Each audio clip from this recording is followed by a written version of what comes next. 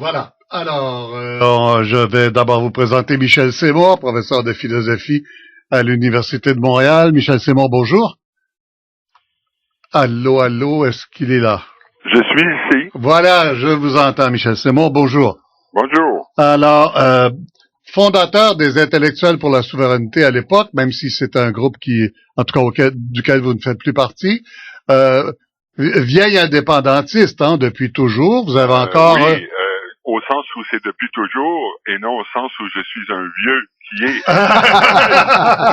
Oui, d'accord. Je m'excuse si je vous ai un peu froissé. Je vous en prie. Je voyais tout à l'heure une chronique de vous en mai 2011 à l'élection fédérale où vous disiez qu'un Québécois avait pas le choix, faut voter pour le Bloc québécois.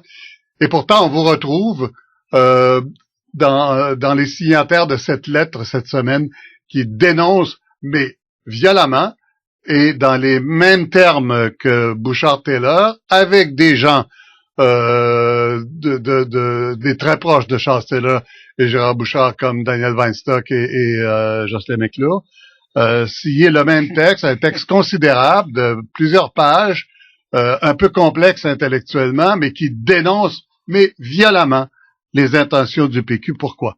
Mais écoutez, c'est tout à fait cohérent. À l'époque, j'ai été critique de Bouchard-Taylor parce que il négligeait l'identité nationale québécoise et ne semblait pas comprendre que le problème de la crise des accommodements provenait d'un besoin d'affirmation nationale des Québécois et non d'une erreur de perception quant à l'intégration des immigrants. Alors, il me semblait qu'il leur manquait tout un pan et qu'ils auraient dû recommander, par exemple, justement des règles du vivre ensemble, une constitution interne pour le Québec et des recommandations comme ça. Alors, j'étais à distance de ce point de vue, mais je souscrivais à l'idée de la laïcité ouverte. De la même manière, maintenant, je distinguerais dans la proposition gouvernementale la nécessité de baliser les accommodements qui très souvent ne sont pas du tout raisonnables. Lorsqu'un mari dit que sa femme doit avoir un médecin féminin ou bien qu'il veut que son permis de conduire, il l'obtienne avec un moniteur masculin, je trouve ça, c'est des accommodements déraisonnables qui vont à l'encontre de l'égalité entre les hommes et les femmes. Là où le bas blesse, c'est là où je rejoins les signataires de ces pétitions, parce que j'en ai signé plusieurs, c'est le fait d'être incapable de laisser la liberté d'expression s'exprimer, exister dans le cadre de la fonction publique. C'est là où l'ennui apparaît chez plusieurs, c'est de l'exclusion. Mm-hmm. Si je comprends bien, il y a à peu près sur 80% de la proposition gouvernementale, et je pense que Charles Taylor l'a dit presque clairement comme ça à la fin d'une entrevue au début de la semaine, on s'entend, on admet que le gouvernement avait à établir des balises pour les accommodements, qu'il en propose, c'est une bonne chose, ça va guider les gens. Alors tout ça, ce n'est qu'une question de est-ce qu'on a le droit de porter le voile ou la kippa en public? Est-ce qu'on s'entend d'abord que en public, ça oui. je veux D'abord dire, en public, il n'y a aucun problème. comme employé de l'État Voilà. ou comme représentant de l'État. Michel Seymour, est-ce que c'est bien que ça, le problème? C'est presque essentiellement ça, parce qu'effectivement, je serais en faveur personnellement d'une commission des accommodements raisonnables, justement, où là, on pourrait faire porter les questions et des gens se pencheraient sur les accommodements à partir de balises pour effectivement pas y aller au cas par cas. Même si on a à décider au cas par cas, on va le faire à partir de balises.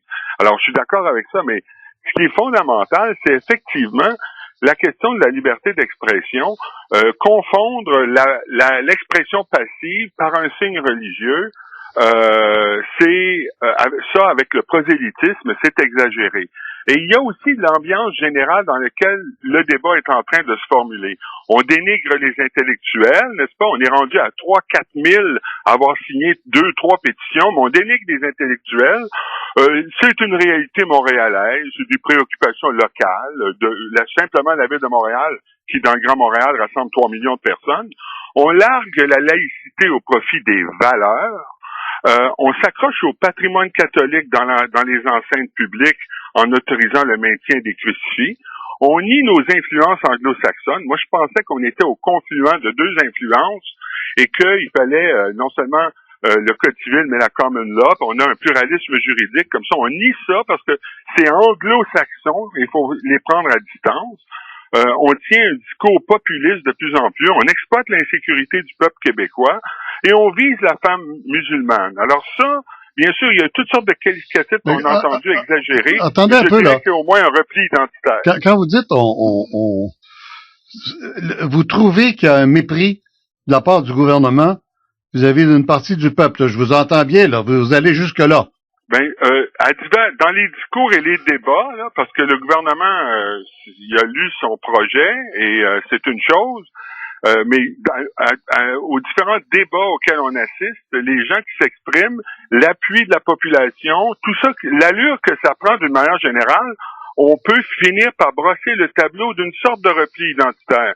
Moi, je suis contre Trudeau, bien évidemment. Attendez un peu, un repli identitaire provoqué par les circonstances cette semaine ou voulu par le gouvernement? Qu'est-ce que vous dites? Je pense que depuis longtemps, là, depuis en fait Bouchard-Taylor et effectivement leur omission grave de ne pas avoir suffisamment tenu compte du besoin d'affirmation nationale des Québécois, les Québécois, majoritairement, se sont un peu braqués alors, et je les comprends d'une certaine façon, et dans tous les sondages, le moindre accommodement était refusé. Depuis quelques années, c'est comme ça. Et là, ça se cristallise de plus en plus. Malheureusement, le gouvernement exploite ça d'une manière qui m'apparaît pas prometteuse parce qu'elle se fait sur le dos de certaines minorités identifiables par leurs signes religieux, alors que les signes religieux catholiques, eux, peuvent très bien se porter secrètement. Mais dans le cas du crucifix à l'Assemblée nationale, c'est Duplessis qui l'installe en 1936 pour signifier son accord avec l'Église. Oui. C'est une volonté politique qui est signifiée par ce crucifix-là. C'est pas un patrimoine comme la croix du Mont-Royal ou les croix du chemin. Oui. Là-dessus, le gouvernement a peut-être fait des amalgames. Écoutez, moi, ce que je note, c'est que dans l'esprit de beaucoup de Québécois, si on enlevait le crucifix, ce serait une sorte de reniement de soi. On peut intellectuellement juger que c'est dommage, que ça n'a pas de bon sens, que c'est historiquement non fondé, mais c'est comme ça, probablement, que ce serait reçu. Et je crois que si c'était reçu comme ça, tout le projet de loi sur la laïcité ou tout le projet de loi qui nous est présenté, il risquerait d'avoir un backlash encore plus problématique. Et donc, on reviendra à la case départ. Oui. Ce serait mal compris, à mon avis. Donc, je crois que les Québécois sont pas prêts en ce moment pour ça. Peut-être dans 10 ans, peut-être dans 5 ans, peut-être dans 20 ans, on aura ce débat-là. Mais je me souviens d'une motion unanime à l'Assemblée nationale en 2008. Je me souviens de Fatima Ouda-Pépin qui a dit « Il n'est pas question. C'est pas parce que on veut des accommodements raisonnables, on veut clarifier les choses qu'on va enlever pour autant le crucifix. » Alors, malheureusement, les deux questions sont imbriquées. C'est un peu malsain. Pour l'instant, moi, je pense qu'on n'est pas rendu là. Oui, Antonin Fournier. Et c'est, de mon point de vue, bien mal connaître notre histoire que de limiter ça simplement au crucifix. Parce que si on parle du crucifix et du legs de Maurice Duplessis, il faut aussi parler de notre drapeau. N'oublions pas que dans ce drapeau, en plein milieu du drapeau, il y a la croix catholique et que le drapeau du Québec a aussi été imposé par Maurice Duplessis. Donc, je trouverais ça un peu réducteur, si vous permettez, Monsieur Lacombe, que de résumer tout ce débat-là de nature très historique simplement à notre crucifix à l'Assemblée nationale. Il y a beaucoup d'autres patrimoines symboliques étatiques qui font référence à la religion catholique. Mais je pose la question à Michel Seymour. Est-ce qu'il faudrait changer le drapeau, Michel Seymour? Ben là, écoutez, mais ce que je note là dans ce que vous dites, c'est qu'il faut pas refuser les traditions québécoises parce que sans ça, c'est se régner soi-même. Mais pour ce qui est des gens pour qui la religion va de pair avec le port d'un voile, eh bien, eux doivent se renier soi-même. Et on dit, mais non, c'est pas simplement ceux qui portent le voile, c'est tout le monde. Voilà. Mais pour les catholiques, c'est beaucoup plus facile de porter la croix de manière discrète. Alors donc, s'il n'y avait pas le voile, on n'aurait pas cette interdiction qui est en train de s'imposer. Il y en avait avant, ça ne posait pas de problème, et depuis que le voile est là, on veut maintenant les éliminer. Alors ça m'apparaît, moi, personnellement, assez problématique d'en arriver là. Oui, mais la différence, la démocratie, doit s'arrimer à la justice. Oui. La démocratie concerne la majorité, mais la justice tient compte des minorités. La population a une réaction viscérale, et ça s'est cristallisé, durci, parce qu'on ne tient pas compte de son besoin d'affirmation nationale.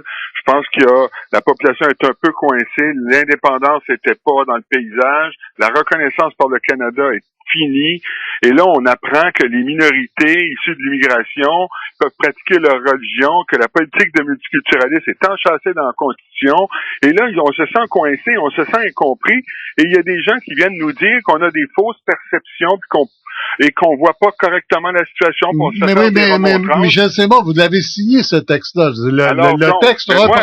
Le texte reprend les propos de Bouchard-Taylor sur l'invention d'une crise. Bouchard-Taylor sur la nécessité de la laïcité ouverte. Moi, je suis d'accord avec ça. Vous n'êtes pas d'accord avec tout le texte, alors? Ils ont oublié, Bouchard et Taylor, de prendre en considération le besoin d'affirmation nationale des Québécois. Parce qu'ils l'ont oublié et que d'autres l'ont oublié, ça s'est cristallisé et maintenant, les gens disent non à tout sans discrimination. Alors, on fait quoi?